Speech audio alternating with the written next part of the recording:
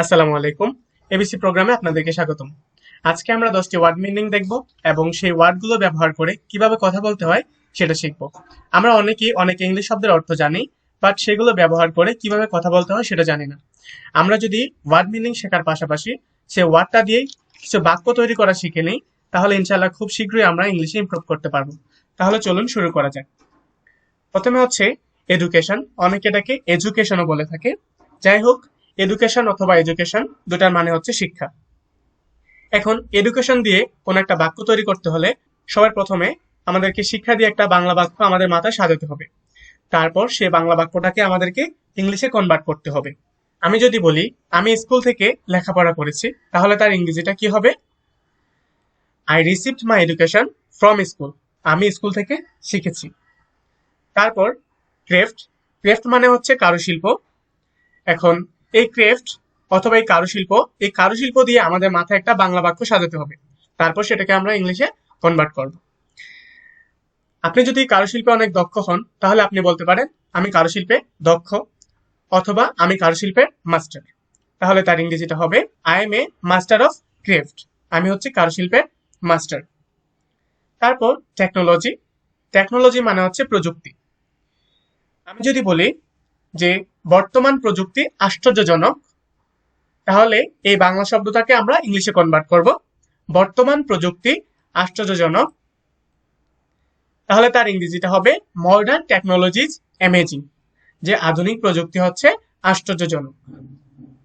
তারপর history, history মানে হচ্ছে ইতিহাস। ইতিহাস হচ্ছে একটা সাবজেক্টের নাম। আপনার যদি ইতিহাস সাবজেক্টটাকে ভালো লাগে, আপনি বলতে পারেন আই লাইক হিস্ট্রি। অথবা ইতিহাস হচ্ছে একটা জাতির জীবন। ইতিহাস হচ্ছে একটা জাতির জীবন, তার ইংরেজিটা কি হবে? যে history is the life of nation. ইতিহাস হচ্ছে একটা জাতির জীবন। তারপরে এরিথমেটিক, এরিথমেটিক মানে হচ্ছে পাটিগণিত। এখন আমি যদি বলি আমার ফ্রেন্ড পাটিগণিতে ভালো, আমার বন্ধু পাটিগণিতে ভালো, তাহলে তার ইংরেজিটা কি হবে? My friend is good at arithmetic. আমার বন্ধু পাটিগণিতে ভালো। এভাবে আপনারা যে কোনো বাক্য মাথায় সাজাবেন, তারপর সেটাকে ইংলিশে কনভার্ট করবেন। তারপর অ্যালজেব্রা, অ্যালজেব্রা মানে হচ্ছে বীজগণিত। এখন আমার একটা ফ্রেন্ড নিলয়, যে বীজগণিতে ভালো, নিলয় বীজগণিতে ভালো, তাহলে আমি কি বলবো? ইংলিশটা কি হবে? যে Niloy is good at algebra. Niloy বীজগণিতে ভালো।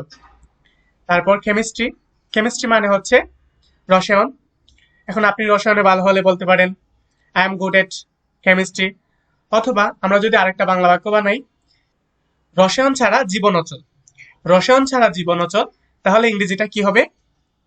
Life is useless without chemistry.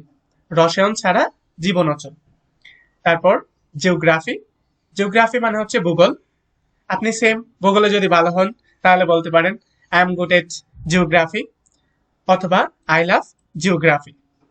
তারপর ড্রয়িং, ড্রয়িং মানে হচ্ছে অঙ্কন। ড্রয়িং দিয়ে তো অনেক শব্দই বানানো যায়, সবাই কম বেশি আমরা ড্রয়িং করা পছন্দ করি।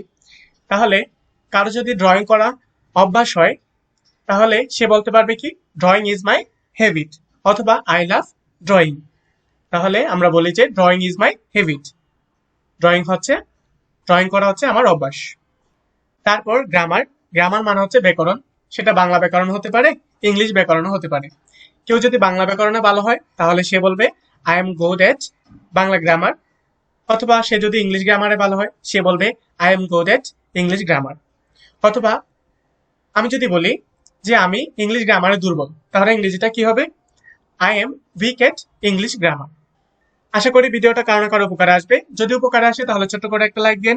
আর আমার ভিডিওগুলো সবার আগে পেতে চাইলে আমার চ্যানেলটাকে সাবস্ক্রাইব করে পাশে থাকা বেল আইকনকে বাজিয়ে দিন। আল্লাহ হাফেজ।